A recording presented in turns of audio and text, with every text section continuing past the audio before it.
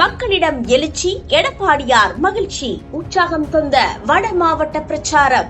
சென்னை சில்க்ஸின் ஆஹா ஓஹோ ஆடி சேல் 50% வரை தள்ளுபடி.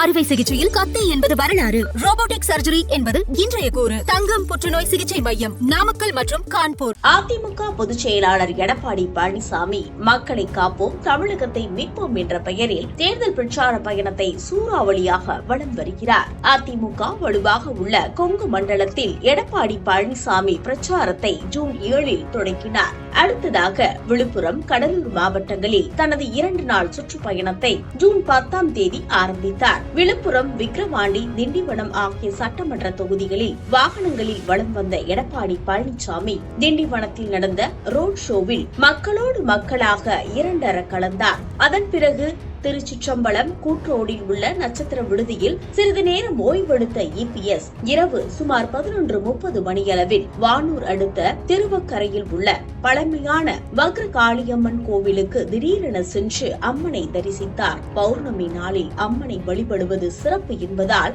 எடப்பாடி பழனிசாமி அங்கு சிறப்பு பூஜை செய்து மனமுருகி வேண்டினார். திருவக்கரைக்கு வருபவர்களின் ஜாதகத்தில் உள்ள அனைத்து வக்ர தோஷங்களும் விலகும் என்பது ஐதீகம். இந்த நம்பிக்கை மிகுந்த இடத்தில் எடப்பாடி பழனிசாமியும் விஜயம் செய்துள்ளார். விழுப்புரத்தில் திரளாக கூடியிருந்த மக்களை பார்த்ததும் எடப்பாடி பழனிசாமி உற்சாகமானார். அவர்கள் தந்த வரவேற்பு எடப்பாடியின் பயண களைப்பை பறந்தோடு செய்தது. குழந்தை போல் சிரித்த முகத்தோடு இயல்பான மக்களின் வரவேற்பை ஏற்றுக்கொண்டார். அதே நேரம் ஆளுங்கட்சியை விமர்சிக்கும் போது அவரது முகம் கடுகாய் வெடித்தது. முதல்வர் மு க ஸ்டாலின், உதயநிதி உள்ளிட்டோரை கடுமையாக தாக்கினார். தமிழகத்தில் நடப்பது குடும்ப ஆட்சி என்றும் 2026 அதிமுக தலைமையில் அமையும் ஆட்சிதான் உண்மையான மக்களாட்சி என்றும் குறிப்பிட்டார். திமுகவின் ஓரணியில் தமிழ்நாடு என்ற நோட்டீஸை தன் கையில் எடுத்து திமுகவினர் இப்படி நோட்டீஸை தூக்கிக் கொண்டு உங்கள் வீட்டிற்கு வருவார்கள், அவர்களை நம்பாதீர்கள், உங்கள் குறைகளை தீர்ப்பதாக சொல்வார்கள், அதையும் நம்பி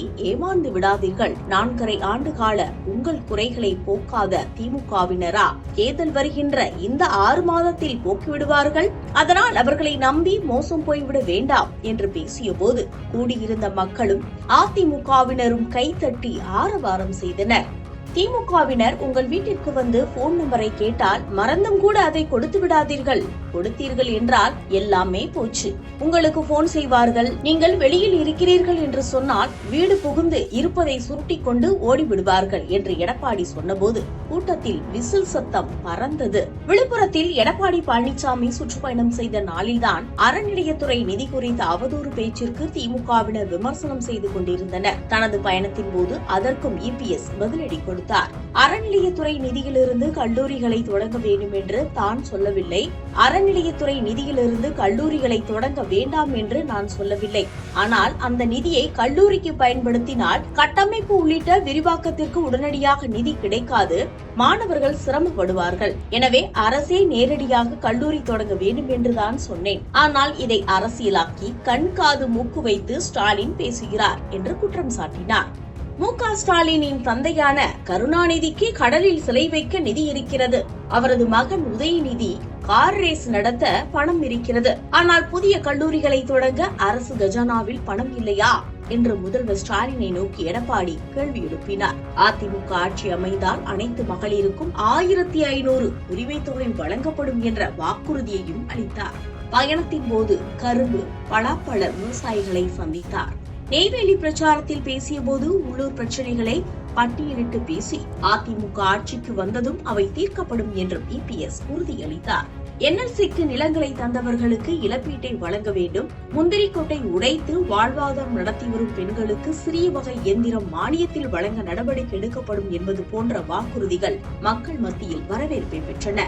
அதிமுகவின் கோட்டையான கொங்கு மண்டலத்தை விட திமுக பலம் பெற்று விளங்கும் விழுப்புரம், கடலூர் மாவட்டங்களில் மக்கள் கொடுத்த எழுச்சியை பார்த்து எடப்பாடி பழனிசாமி உற்சாகத்தில் உள்ளார். காசு கொடுத்து கூட்டி வந்த கூட்டம் அல்ல இது, உங்களை பார்க்க மக்களாகவே தன் எழுச்சியாக வந்துள்ளனர் என்று சீனியர் அதிமுக நிர்வாகிகள் எடப்பாடியிடம் சொல்ல அவர் ரொம்பவே மகிழ்ச்சி அடைந்தார். அதே நேரத்தில் ஆளுங்கட்சி தரப்பில் உள்ள உளவுத்துறையும் எடப்பாடி பழனிசாமியின் பிரச்சாரத்தை உற்று நோக்கி மக்களிடம் உள்ள மனமாற்றத்தை மேலிடத்திற்கு தெரியப்படுத்தி வருகிறது. வருகிறது. வட மாவட்டங்களில் எடப்பாடியாருக்கு கிடைத்துள்ள வரவேற்பு ஆளுங்கட்சி தரப்பில் புருவத்தை உயர வைத்துள்ளதாக பேச்சு உள்ளது. முதல் கட்ட பயணம் எதிர்பார்த்ததை விட எடப்பாடி பழனிசாமிக்கு நம்பிக்கை தந்துள்ளது. அதே உற்சாகத்தில் தான் இரண்டாம் கட்ட பயணத்தையும் அவர் அறிவித்துள்ளார். பல இடங்களில் கூடிய மக்கள் கூட்டமானது அதிமுகவின் அரசியல் பலத்தை மீண்டும் வெளிப்படுத்தும் வகையில் உள்ளது. அதிமுகவினர் மத்தியில் எழுச்சியையும் நம்பிக்கையையும் ஏற்படுத்த வேண்டும். திமுக அரசின் யூகங்களை தகர்க்க வேண்டும். கூட்டணியில் அதிமுகவே பலம் வாய்ந்ததாக காட்ட வேண்டும் என்ற எடப்பாடி பழனிசாமியின் கனவு இதுவரை முடிந்துள்ள பயணங்களை கொண்டு பார்க்கும்போது நனவாகி வருவதாகவே தெரிகிறது.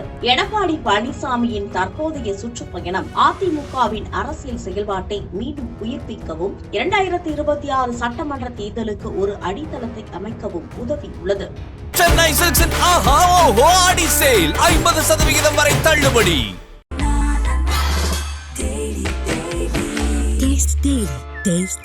அறுவை சிகிச்சையில் கத்தை என்பது வரலாறு, ரோபோட்டிக் சர்ஜரி என்பது இன்றைய கூறு. தங்கம் புற்றுநோய் சிகிச்சை மையம், நாமக்கல் மற்றும் கான்பூர்.